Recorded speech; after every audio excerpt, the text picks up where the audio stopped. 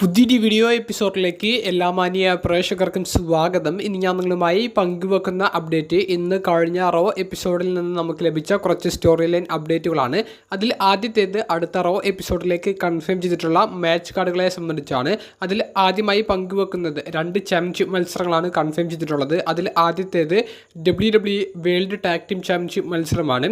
അതായത് നിലവിലെ ചാമ്പ്യന്മാരായ Finn Balor, JD McDonagh, judgment day എന്ന് പറയുന്ന ടീം വാർ റൈഡേഴ്സിനെതിരെയാണ് ടൈറ്റിൽ ഡിഫെൻഡ് ചെയ്യുന്നത്. ഈ മത്സരത്തിൻ്റെ ഒരു പ്രത്യേക സ്റ്റിപ്പുലേഷൻ എന്ന് പറയുന്നത് മറ്റ് ജഡ്ജ്മെൻറ്റ് ഡേ ടീമിലെ അംഗങ്ങൾ റിംഗ് സൈഡിൽ നിന്ന് ബാൻ ചെയ്യപ്പെടുന്നു എന്നുള്ളതാണ്. അതുപോലെ കൺഫേം ചെയ്തിരിക്കുന്ന മറ്റൊരു ചാമ്പ്യൻഷിപ്പ് മത്സരം നിലവിലെ ഇന്റർ കോണ്ടിനെൻ്റൽ ചാമ്പ്യനായ ബ്രോൺ ബ്രേക്കർ ലുഡ്വിഗ് കൈസറിനെതിരെ ടൈറ്റിൽ ഡിഫെൻഡ് ചെയ്യുന്ന ചാമ്പ്യൻഷിപ്പ് മത്സരമാണ്. ഈ 2 മത്സരങ്ങളും ഔദ്യോഗികമായി അടുത്ത റോ എപ്പിസോഡിലേക്ക് കൺഫേം ചെയ്തിട്ടുണ്ട്. രണ്ടാമത്തെ story line update Saturday night main event എന്ന് പറയുന്ന ഈ ഞായറാഴ്ച നടക്കാൻ പോകുന്ന സ്പെഷ്യൽ ഇവന്റിനെ സംബന്ധിച്ചാണ്. സാറ്റർഡേ നൈറ്റ് മെയിൻ ഇവന്റ് ഇന്ത്യയിൽ ടെലികാസ്റ്റ് ചെയ്യുന്നുണ്ട്. സോണി ചാനലുകൾ വഴി തന്നെ നമുക്ക് ലൈവായി കാണാൻ സാധിക്കുമെന്നുള്ളതും ഇപ്പോൾ ഔദ്യോഗികമായി സ്ഥിരീകരിച്ചിരിക്കുന്നു. രാവിലെ 6:30 മുതൽ 8:30 വരെയാണ് നമുക്ക് ഈ ഒരു ഷോ ലൈവായി കാണാൻ സാധിക്കുക. ഈ സ്പെഷ്യൽ ഇവൻറ്റിലേക്ക് പുതിയ മത്സരം കൺഫേം ചെയ്യുന്നത് നമുക്ക് ഇന്നത്തെ റോയിൽ കാണാൻ സാധിച്ചു.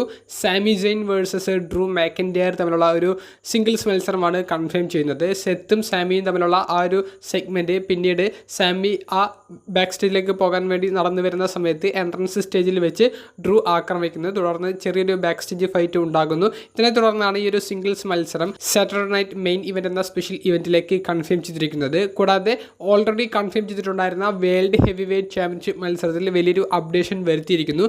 നിലവിലെ ചാമ്പ്യനായ Gunther, Finn Balor, Damian Priest തുടങ്ങിയവർക്കെതിരെ ഒരു ട്രിപ്പിൾ ത്രെറ്റ് മത്സരത്തിലാണ് ടൈറ്റിൽ ഡിഫെൻഡ് ചെയ്യുന്നത്.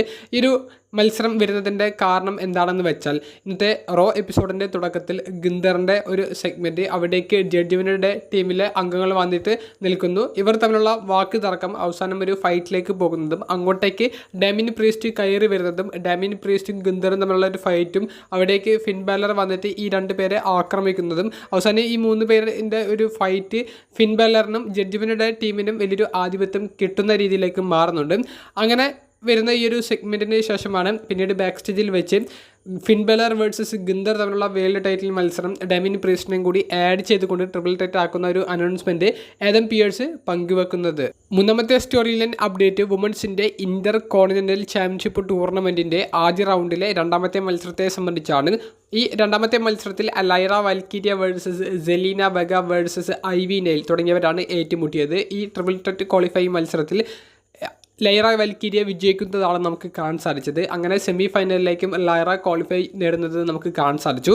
പിന്നീട് വുമൻസ് ഡിവിഷനിൻ്റെ കേന്ദ്രീകരിച്ചുകൊണ്ട് നടന്ന മറ്റൊരു സിംഗിൾസ് മത്സരം നിലവിലെ വുമൻസിൻ്റെ വേൾഡ് ചാമ്പ്യനായ ലിവ് മോർഗൻ ഡക്കോട്ട കായ്ക്കെതിരെ കളിച്ച സിംഗിൾസ് മത്സരമാണ്. ഈ മത്സരം ഒരു നോൺ ടൈറ്റിൽ മത്സരമായിരുന്നു. മത്സരത്തിൻ്റെ ഇടയിൽ പ്യുർ ഫ്യൂഷൻ കളക്റ്റീവ് എന്ന സോണിയ ഡേവിലിൻ്റെ ഫാക്ഷൻ്റെ ഇൻ്റർഫിയറൻസ് ഉണ്ടായിരുന്നു. അവരുടെ ഡിസ്ട്രാക്ഷൻ അവസരം മുതലെടുത്തുകൊണ്ടാണ് ലിവ് മോർഗൻ ഡക്കോട്ട കായിയെ പരാജയപ്പെടുത്തുന്നത്. മത്സരശേഷം പ്യുർ ഫ്യൂഷൻ കളക്റ്റീവ് ഡക്കോട്ട കായിയെ ആക്രമിച്ചപ്പോൾ ഡാമേജ് കൺട്രോളിലെ ഇയോ സ്കൈയും കൈറി സെയിനും വന്നിട്ട് രക്ഷിക്കുന്നുണ്ട്.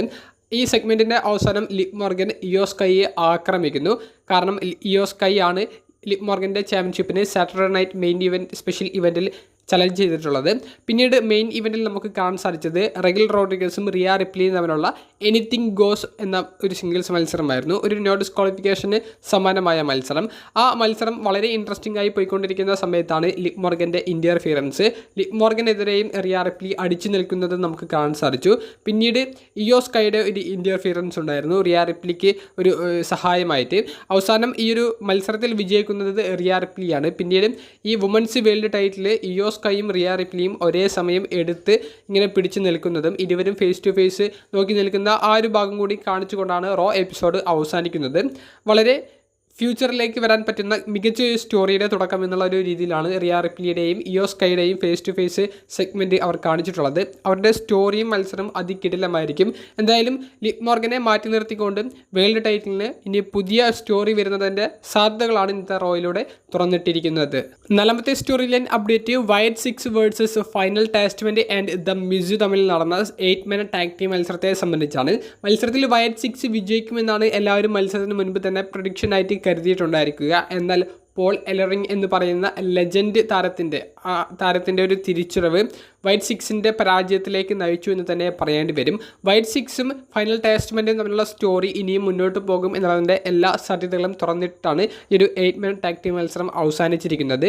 ഈ സ്റ്റോറിയുടെ അവസാനം ബോ ഡാലസും അതായത് അങ്കിൾ ഹൗഡി ക്യാരക്ടറും കെരൺ ക്രോസും തമ്മിലുള്ള ഒരു സിംഗിൾസ് മത്സരം തന്നെയായിരിക്കും കാണാൻ സാധിക്കുക. 5ാമത്തെ സ്റ്റോറി അപ്ഡേറ്റ് ന്യൂ ഡേ ടീമിന് ഇന്ന് ലഭിച്ച വമ്പൻ കൂവലിനെ സംബന്ധിച്ചാണ്. കൂവൽ എന്ന് പറയുമ്പോൾ ചോദിച്ചു വാങ്ങുന്ന ഒരു കൂവലായിരുന്നു. ബിഗിക്കെതിരെ വളരെ ഇമോഷണൽ ആയിട്ടുള്ള ഒരു സംസാരം കഴിഞ്ഞ റോ എപ്പിസോഡിൽ നടത്തി ബിഗിയെ ന്യൂ ഡേ ടീമിൽ നിന്ന് ഈ അംഗങ്ങൾ പുറത്താക്കിയത്. അതിനെ തുടർന്ന് ആ കാണികളുടെ ഒരു രൂക്ഷമായിട്ടുള്ള ഒരു പ്രതികരണമാണ് നമുക്ക് ഇന്നത്തെ റോയിൽ കാണാൻ സാധിച്ചത്. അതായത് ന്യൂ ഡേക്കെതിരെയുള്ള ചാൻറ്റുകളും ന്യൂ ഡേ ടീമിലെ സാവിയർ വുഡ്സനും കോഫി കിങ്സ്റ്റനും ഒന്നും പറയാൻ പറ്റാത്ത രീതിയിലുള്ള കൂവലുമാണ് നമുക്ക് കേൾക്കാൻ സാധിച്ചത്. മാസങ്ങൾക്ക് മുൻപ് ഡൊമിനിക് മെയ്സ്റ്റീരിയോയ്ക്ക് കിട്ടിയ കൂവലിനേക്കാൾ വലിയൊരു കൂവലാണ് ന്യൂ ഡേ ടീം അംഗങ്ങൾക്ക് ഇന്ന് റോയിൽ ഏറ്റുവാങ്ങേണ്ടി വന്നിരിക്കുന്നത്.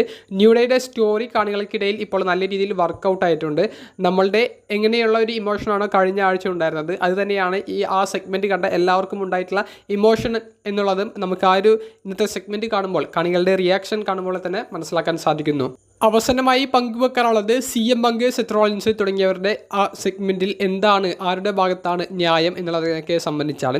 CM പങ്കിൻ്റെ ആദ്യ സിറ്റ് ഡൗൺ ഇൻ്റർവ്യൂവിൽ CM പങ്ക് പറയുന്നുണ്ട് സെത്തിൻ്റെ ചെറുപ്പകാലത്ത് തൻ്റെ അടുത്തേക്ക് വന്നിട്ട് ട്രെയിനിങ് ഫ്രീ ആയിട്ട് ചെയ്തു തരണം എന്നുള്ളത് പറഞ്ഞതും താൻ ട്രെയിനിങ് കൊടുത്തതും തൻ്റെ വഴിയാണ് താരം WWE വരുന്നത് എന്നൊക്കെ. പിന്നീട് താൻ പോയപ്പോഴും തൻ്റെ ആ ഒരു ഗ്യാപ്പ് ഫില്ല് ചെയ്യാൻ സെത്തിന് സാധിച്ചു എന്നുള്ളതും. പക്ഷേ സെത്ത് നേടുന്ന പല അച്ചീവ്മെൻറ്റുകളും സെത്തിന് മുൻപ് താനാണ് നേടിയത് എന്നും താൻ തിരികെ വന്നതുകൊണ്ട് തന്നെ സെത്തിന് ഇനി വിശ്രമിക്കാം എന്നുള്ളതും CM പങ്ക് പറയുന്നുണ്ട്. സെത്തിനെ കമ്പനി പുറത്താക്കാൻ വേണ്ടിയിട്ട് നീങ്ങുമ്പോൾ താനാണ് സെത്തിനെ സപ്പോർട്ട് ചെയ്തത് എന്നുള്ളതും CM പങ്ക് പറയുന്നുണ്ട്. പിന്നീട് സെത്തിൻ്റെ ഭാഗത്തു നിന്നുള്ള ഒരു ഇൻ റിംഗ് സെഗ്മെൻറ്റ്, ഒരു പ്രൊമോയും നമുക്ക് കാണാൻ സാധിച്ചു.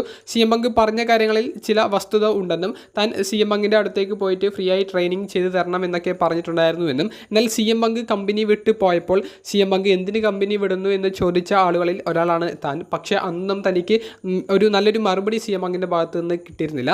ഈ കമ്പനിക്കെതിരെ മോശമായ രീതിയിൽ പ്രവർത്തിച്ച ഈ 10 വർഷങ്ങൾക്കുള്ളിൽ CM പങ്ക് എന്താണ് ഉദ്ദേശിച്ചത് എന്നുള്ളത് ഞങ്ങൾക്കറിയില്ല. പിന്നീട് CM പങ്ക് തിരികെ വന്നത് അത് പൈസ മുന്നിൽ കണ്ടുകൊണ്ട് മാത്രമാണ്, അല്ലാതെ അദ്ദേഹത്തിന് കമ്പനിയോടുള്ള ഇഷ്ടം കൊണ്ടോ റെസ്ലിങ്ങിനോടുള്ള പാഷൻ കൊണ്ടോ അല്ല എന്നുള്ളതും സെത്ത് പറയുന്നുണ്ട്. പിന്നീട് അങ്ങോട്ടേക്ക് സാമി വരുന്നതും പിന്നീട് സാമിയുടെ ആ ഒരു സെഗ്മെൻറ്റുകൾ നമ്മൾ ഓൾറെഡി ഈ വീഡിയോയിൽ തന്നെ പറഞ്ഞു പോയിട്ടുള്ളതുമാണ്. അപ്പോൾ ആരുടെ ഭാഗത്താണ് ന്യായം എന്ന് ചോദിക്കുമ്പോൾ രണ്ടു പേർക്കും അവരുടേതായ ഒരു പോയിന്റ് ഓഫ് വ്യൂ ഉണ്ട്, രണ്ടുപേരുടെയും ഭാഗത്ത് ന്യായം ഉണ്ട് എന്ന് തന്നെ പറയേണ്ടി വരും. ഈ സ്റ്റോറിയുടെ ഏറ്റവും വലിയൊരു ഗുഡ് പോയിന്റ് അല്ലെങ്കിൽ പോസിറ്റീവ് അർത്ഥം എന്ന് പറയുന്നത് ഈ രണ്ടു പേർക്കും കൃത്യമായിട്ട് അവരുടെ റിയാലിറ്റിയിൽ നിന്നുകൊണ്ട് തന്നെ കൃത്യമായി പ്രൊമോകൾ കട്ട് ചെയ്യാൻ സാധിക്കുന്നു, അവർക്ക് സംസാരിക്കാൻ സാധിക്കുന്നു. അത് കാണികളുമായി നമ്മളുമായിട്ട് വളരെ കണക്ട് ചെയ്യാനും സാധിക്കുന്നുണ്ട്. അതുതന്നെയാണ് നമുക്ക് ഇന്നത്തെ റോയിലും കാണാൻ സാധിച്ചത്. അവരുടെ റിയൽ ലൈഫിലെ ചില സിറ്റുവേഷൻസ്, അവർ നേരിട്ട ചില പ്രതിസന്ധികൾ, അതൊക്കെ സ്റ്റോറിയുടെ ഭാഗമാക്കി എടുത്തുകൊണ്ട് ഒരു റെസൽമേനിയ തലത്തിലേക്ക് സ്റ്റോറി ബിൽഡ് ചെയ്ത് കൊണ്ടുപോകുന്നതിൻ്റെ സ്റ്റെപ്പ് ബൈ സ്റ്റെപ്പ് ബിൽഡപ്പാണ് നമുക്ക് ഇന്നത്തെ റോയിലും കാണാൻ സാധിച്ചത്. CM പങ്കിൻ്റെ ഭാഗത്താണോ സെത്തിൻ്റെ ഭാഗത്താണോ ന്യായം എന്നുള്ള നിങ്ങളുടെ അഭിപ്രായം കമൻറ്റ് ബോക്സിൽ ഒന്ന് രേഖപ്പെടുത്തുക. അപ്പോൾ അടുത്തൊരു വീഡിയോയുമായി കാണുന്നത് വരെ ബൈ.